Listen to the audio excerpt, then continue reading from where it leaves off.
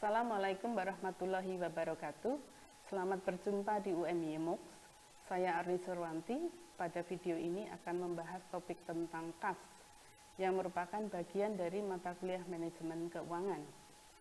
Sebagai seorang manajer keuangan dituntut untuk dapat memiliki keputusan investasi, pendanaan, dan dividen.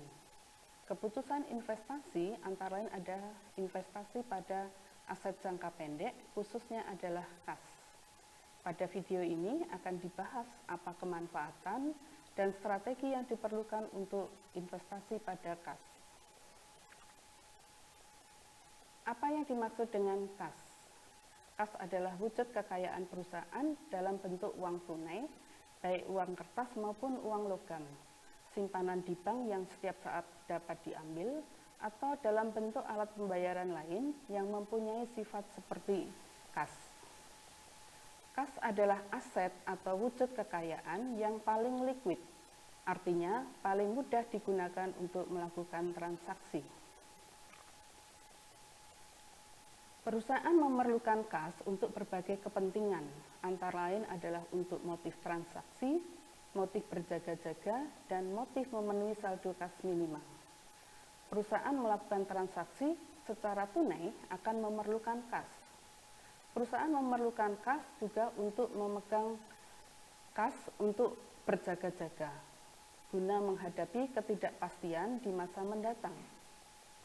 Perusahaan memegang KAS juga untuk memenuhi saldo KAS minimal atau compensating balance.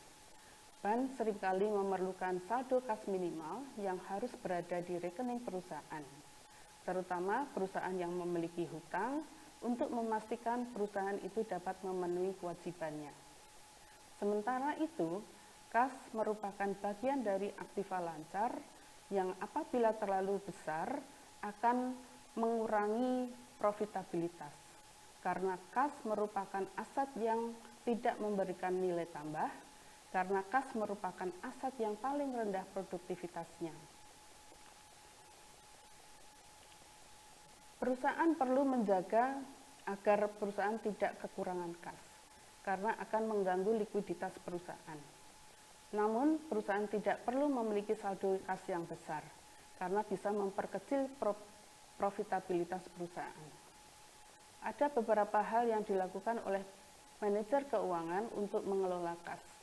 Antara lain yang pertama adalah sinkronisasi aliran KAS, artinya menyediakan KAS ketika diperlukan dan memastikan perusahaan untuk mengurangi saldo KAS.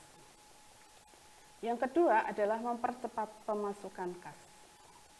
Ketiga, memperlambat pengeluaran KAS dan memelihara saldo KAS yang optimal. Percepatan pemasukan KAS ditujukan untuk meningkatkan ketersediaan KAS. Mempercepat pemasukan KAS dapat dilakukan dengan penjualan tunai, memberikan potongan harga pada pelanggan yang membayar cepat, dan desentralisasi pusat penerimaan pembayaran. Artinya, pelanggan bisa menerima pembayaran di mana saja, dan lockbox, artinya konsumen yang berada di mana saja dapat melakukan pembayaran di kantor pos yang terdekat, sehingga pembayaran KAS dapat dilakukan dengan lebih cepat. Untuk mengefisiensikan investasi pada KAS, juga dapat dilakukan dengan memperlambat pengeluaran KAS. Dengan demikian, perusahaan mempunyai kesempatan yang lebih lama untuk menggunakan KAS. Ada beberapa strategi yang bisa dilakukan untuk memperlambat pengeluaran KAS, antara lain dengan pembelian secara kredit, memanfaatkan float, artinya merupakan selisih perbedaan saldo perusahaan yang ada di bank dengan saldo KAS menurut catatan perusahaan. Misalnya karena adanya cek yang belum dicairkan. Cek dibayarkan pada hari tertentu atau pembayaran hanya dilakukan di kantor pusat. Memegang KAS memiliki trade-off tingkat keuntungan dan risiko. Semakin besar saldo KAS, semakin liquid perusahaan, dan semakin aman dari risiko kekurangan KAS. Kekurangan kas akan bisa menyebabkan operasional perusahaan terganggu. Sebaliknya, kas yang terlalu besar menyebabkan kurangnya produktivitas aset, karena kas adalah aset yang paling rendah produktivitasnya. Dengan trade-off ini, sebaiknya perusahaan memegang saldo kas yang optimal. Metode Baumol bisa digunakan untuk menentukan saldo kas yang optimal, yaitu memperhatikan biaya kas dan biaya transaksi. Jika ketidakpastian aliran kas cukup besar, maka model persediaan kas tidak bisa digunakan lagi. Model Miller-Orr mengasumsikan saldo aliran kas bersifat random, tidak konstan seperti model Baumol. Model ini menetapkan batas atas dan batas bawah saldo kas yang bisa ditolerir. Jika saldo kas mendekati 0, maka perusahaan akan menjual surat berharga sebesar Z sehingga kas akan bertambah, dan sebaliknya jika saldo kas menyentuh titik H, maka perusahaan akan membeli surat berharga sehingga saldo kas akan berkurang. Pengeluaran kas melalui penyusunan anggaran kas. Tujuan anggaran kas untuk melakukan estimasi cash inflow dan cash outflow, dan juga saldo kas. Dengan melakukan estimasi kas masuk dan kas keluar ini, dapat diestimasikan apakah akan terjadi surplus atau defisit kas. Dengan demikian, perusahaan akan bisa menentukan langkah yang akan diambil. Apabila defisit, perusahaan akan memprediksikan pinjaman yang diperlukan. Dan apabila surplus, maka dapat mempertimbangkan penggunaan surplus kas tersebut. Budget kas dapat dibuat dalam bentuk harian, mingguan, bulanan, tergantung pada kebutuhan perusahaan.